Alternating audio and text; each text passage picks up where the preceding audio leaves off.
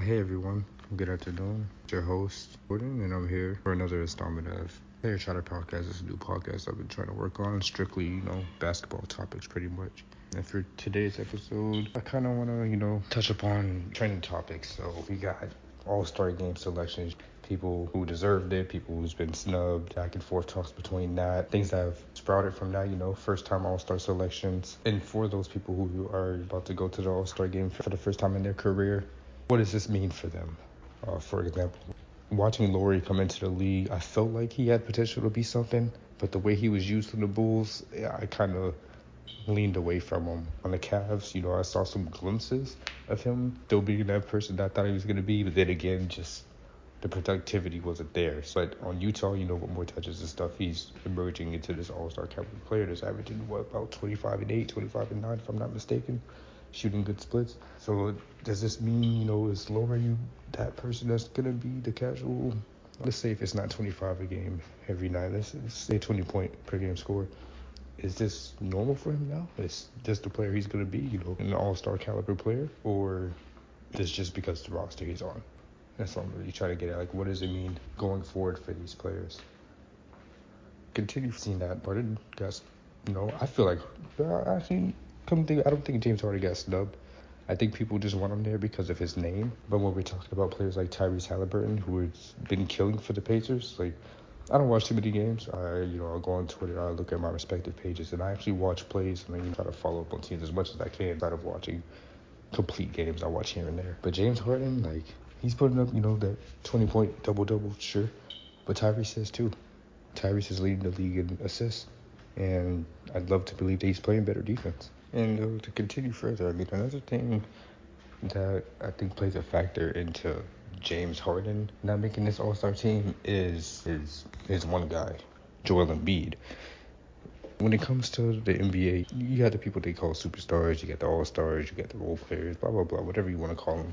I feel like the light that is shined on Joel Embiid takes away from Harden. For example, when James Harden was in Houston, when he was in Brooklyn, you'd hear stuff about him. Part of the big three with KD and Kyrie, and in Houston, he was the one guy himself. But here in Philly, I don't really hear James Harden's name anymore. Like, I feel like it's because he's taking that a different approach now. He's not 35-point per game scorer that we used to love to see in Houston. What he does isn't as dazzling to people anymore.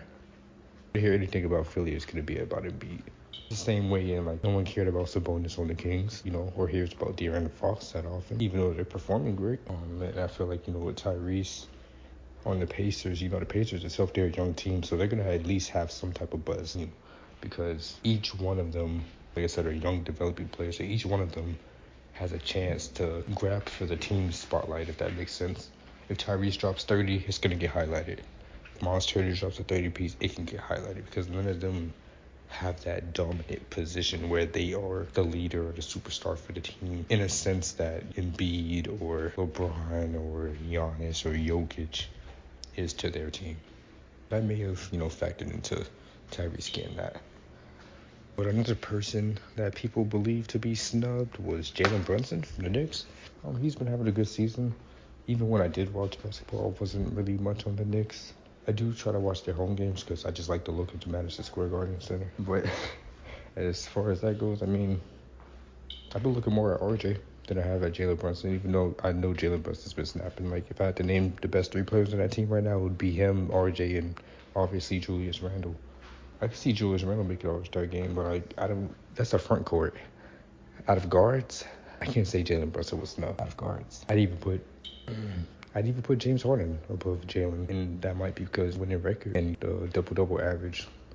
Speaking on that, James Harden has been averaging a double-double with assists for the last 5 seasons, but tell other people he's a selfish player. I won't ever understand that, but that's besides the point right now. I gotta say though, this is one of the All-Star games. I don't even want to make an attempt at saying which team is better than the other necessarily, at least as far as the starters go, or which team is definitely gonna win, because I look at it, on one side you got LeBron, Luka, Jokic, Steph, and Zion. And then the other side is Giannis, Kyrie, Donovan, KD, and Tatum.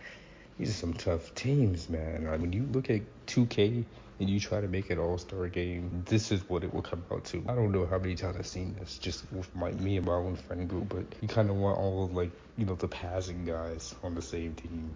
And then you got Steph, the best shooter, then Zion, you know, an elite dunker and finisher.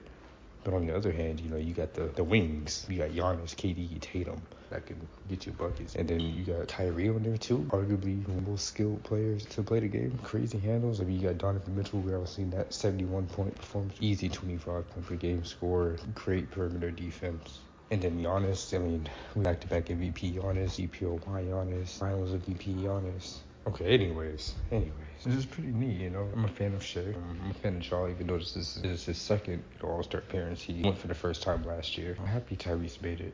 I wouldn't say I'm not a fan of him in his game, but if I had to list favorite players, you know, he doesn't automatically come to mind. He'd be down the list. Like, if I had to name, like, my top, like, 50 players to watch, you know, maybe he'd be on that list. But I am a favorite of his skill set. I like two-way players, has-minded players.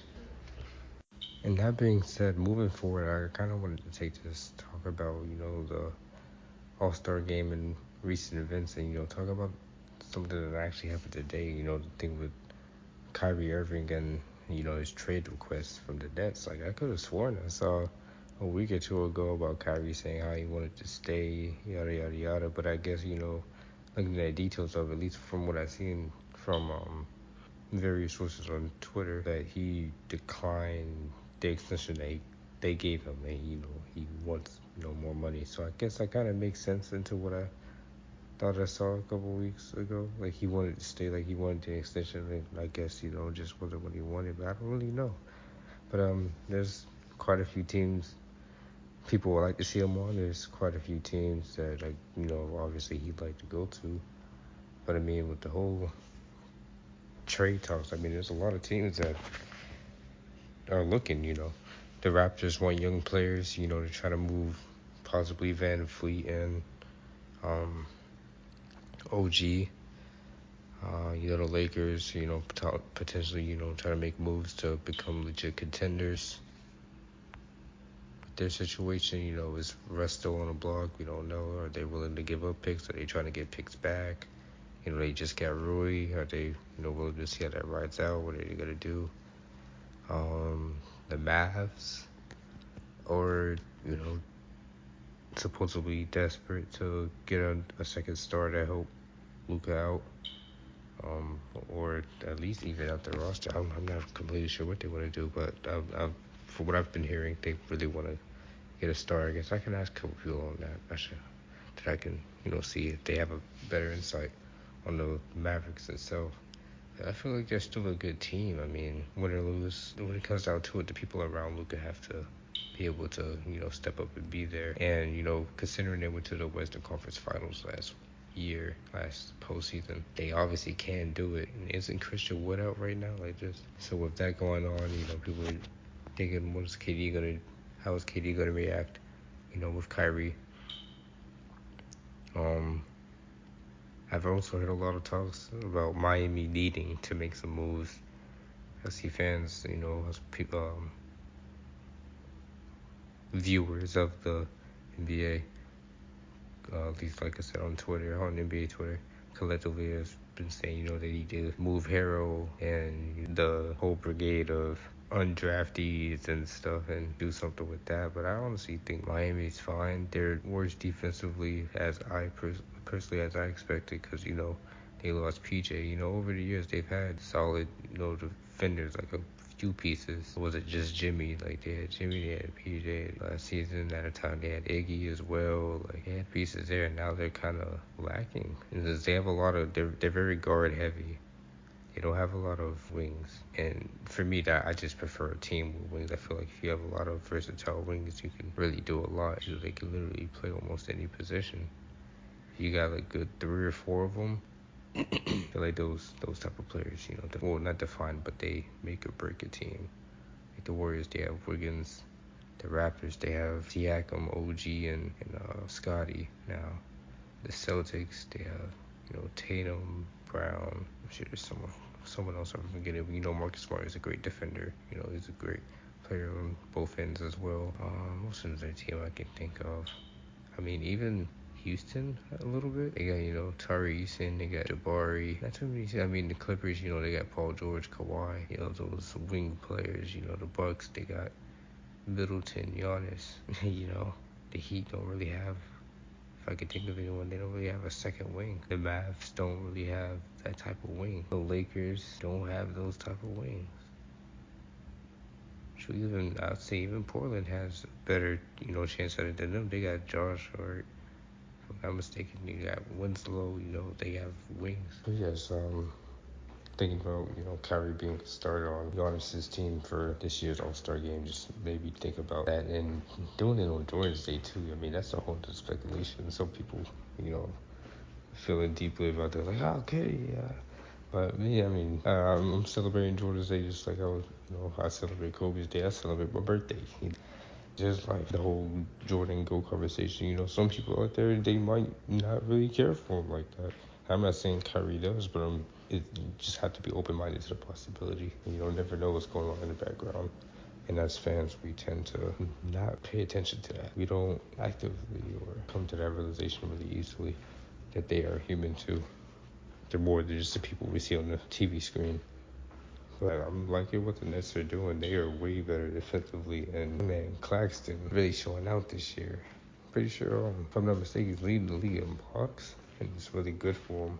I'm really starting to feel like that Philly trade was good for both ends. Because, the Nets are doing rather fine now.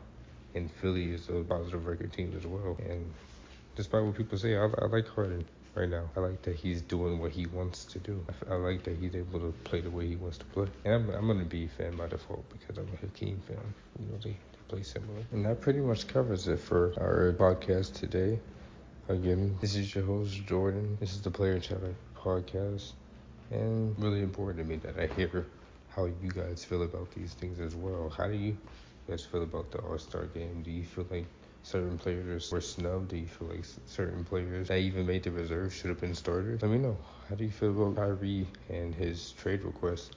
Where do you think he should go? Should he stay, or should the Nets put their foot down and just not trade him and just test the open market? Let me know. I'll be back soon. Peace.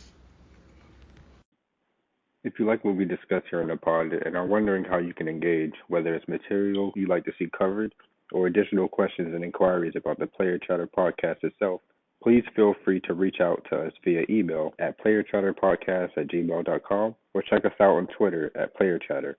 Thank you, and I hope to see you all again next time.